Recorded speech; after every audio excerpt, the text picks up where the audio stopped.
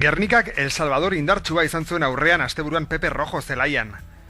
Puzelatarrek gogorekin zuten orketari, uztartzetik baloia jokatu eta 3 laurdenek hegaleraino zabaldu zuten jokoa entsegua lortzeko.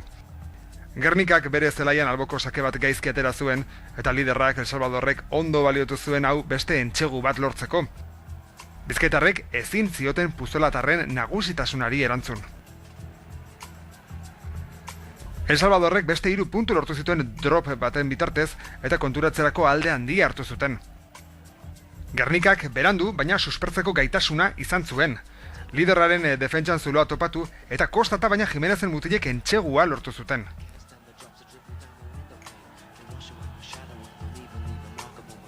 Bigarren zatian, Puzelatarrek berriz ere erasoari ekin zioten, pase izugarri luze batekin hegaleraino zabaldu zuten baloia eta etxeko taldeak beste entsegu bat lortu zuen. Gernikak baloiaren jabetza lortu eta indartsu egin zuen aurrera.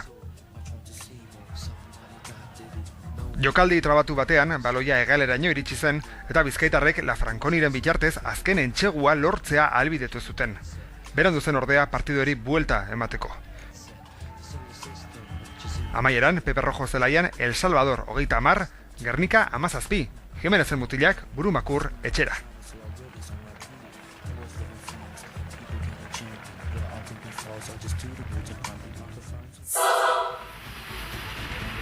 Ostegun gau euritsua errubi profesionalaren garaiko 12. Euskal Derbiarentzat.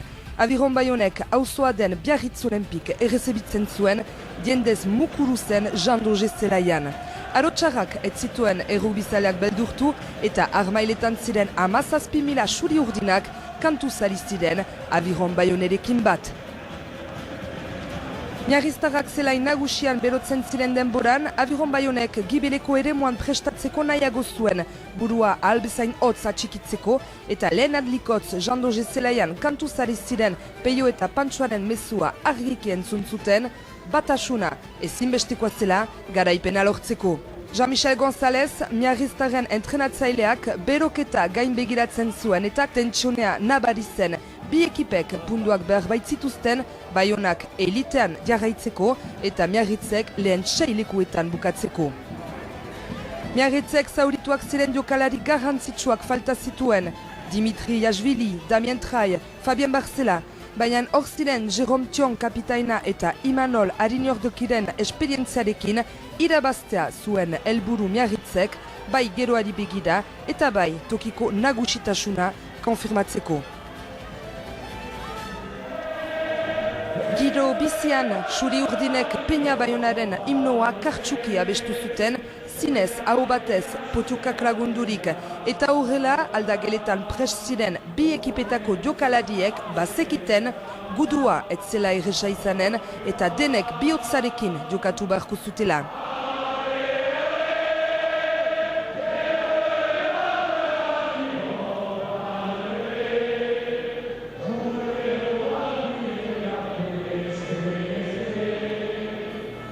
Denak pilpilean beraz eta jokalariak zela iratu ziren mementuan, suri urdinen aldeko oiuak baizik ez ziren entzuten Jean-Doge zelaian.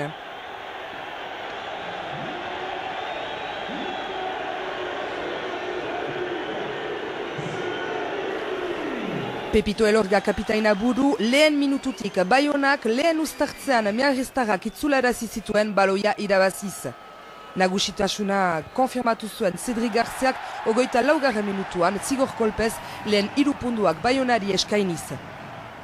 Christian Gajan entrenatzaile berriak konfiantza erakusten zien eta aholkuak banatzen. 30. minutuan Baionako 45 metroetan jokatu uztartzean, Garziak baloina fite sartu zuen, Doinarrek segidan atera eta Mani Edmonds zabaltzaileari pasatu zion.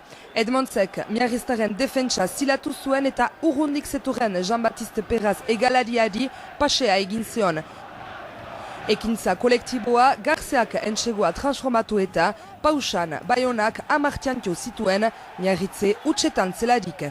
Pausaren ondotik Baiona beti nagusi eta 55. minutan suri urdinek miarriztarren 22 metroak okupatzen zituzten sekulako presionea eginez beti kementsuak. Eskuin eta ezker erasotuz Zurigorrien defentsa nahasi zuten eta eskuin egalean ziren hiru laurdenak ikusita, Garziak baloina metatik atera eta sistu bizian zetorren Mani Edmontzi pasatu zion. Unek defentsa zilatu zuen eta baloina lehertu Entsegu eremuan. Entsegua etzen transformatua izan eta Baiona nagusitzen zen 15 eta huts. Azken minutetan miarriztarrek puntuak hartzeko esperantza zuten beti, baina huts sobera egiteagatik baloia usu galtzen zuten. Eta bi Entsegurekin Baionak bonus ofentsiboa gogoan zuen. Txirina entzun baino lehenago, azken baloia eskuratu zuten Baionesek. Garziak fite jokatu, baloina aintzinera bota eta zelaia zeharkatu eta Sam Gerberek Entsegu marraren gainean Jan Balsaua miarriztar gibeladiadi baloina borrokatzen zion eta sustenguz orzen Roblinderen ustez Entsegua bazen. Baina duda zuen Jerome Garcez epaile nagusiak bideoa galditu zuen eta azkenean Entsegu hori ez zuen onartu. C'est Magnus Lund. Alors donc bon, ça fait beaucoup quoi pour une seule équipe. Écoutez, c'est comme ça. On va voir on va bien se reposer. Et ils vont partir en congé et puis quand ils reviendront, on fera le point. Non, ça fait pas mal parce qu'on a gagné le match aller, donc tout va bien. Et puis on se dit qu'on a été généreux avec nos amis. Voilà. Mais attendez, je vais pas pleurer. Vous savez, on est devant au classement. On ne risque pas de descendre enfin aujourd'hui. Pourquoi voulez-vous que je sois amer? Moi, je vois la vie différemment. Vous savez, quand on était dans une position difficile l'année dernière, je pense qu'à certains d'entre vous, j'avais dit que je regardais toujours devant. Bon, mais c'est exactement pareil aujourd'hui. Je regarde devant. Non, je crois qu'on a 10 points par rapport au Racing. Voilà. Pourquoi ça serait dur? Après, il n'y a pas que le Racing. Il y a d'autres confrontations directes. Voilà. Tant que tout est possible mathématiquement, il n'y a aucune raison qu'on n'ait pas d'espoir. Moi, je suis heureux et je vais continuer à l'être. Et on va continuer à vivre, ne vous inquiétez pas pour nous. Guretzako pozgarria da, miarritzeren aurka eta bereziki etxean berriz garaipena aurkitzea, beraz alde hortatik poz handi bat dugu aldageletan. Badakigu ere oraindik azken aurrenak girela, beraz oraindik lana egin behar dugu. Ostiralean badugu berantan genuen partido baino lasteko, beraz, ahalegin guzia egingo dugu lan berdina egiteko eta zergatik ez irabazteko. Gero, genekien gure arazoa ez zela sobera teknika, bereziki buruan genuen arazoa. Eurokopako bi partidak ala ere irabazen ditugu, beraz buruan pixkat erresako da. Eta gero, aintzinean pixka bat ongi ibili gira, beraz aintzinaka ibili gira eta eskerrak 10 puntu hartzen ditugu lehen zatian, 10 puntu 0-ren gain, beraz gero bigarren zatian gainera izea berriz gurekin etorri da, beraz beste entxego bat zartzen dugu eta uste dut aspalditik ez dugula partidua guk asiratik aurrean eraman, beraz 10 puntu horiek bukaera arte utzi ditugu eta azkenean garaipena etorri da.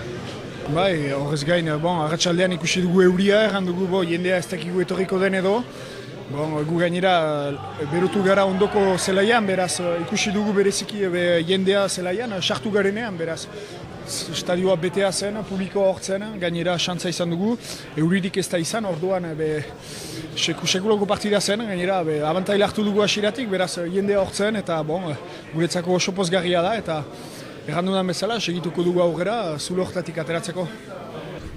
Gaur, bagenituen kamiseta berriak, bagenekien gainera zen Parisen jolastu dugu kamiseta horiekin eta ikusi dugu zirela oso azkarrak ez, eta orduan hemen bizkarra aldetik denak zatitzen ziren bitak.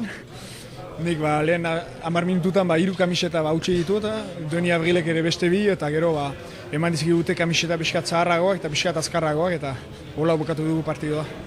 Oui, complètement privé de ballon en premier mi-temps. On n'a pas pu rentrer dans le match du tout, surtout en premier mi-temps. On était beaucoup moins agressifs que Bayonne. Ils avaient plus envie de gagner le match que nous, j'ai l'impression en tout cas. On était battu par une équipe qui maîtrisait plus le sujet, plus le match. Même sur le plan de jeu au pied, l'occupation, on n'a pas pu rentrer dans le match, même si on avait des tactiques assez précises à ce niveau.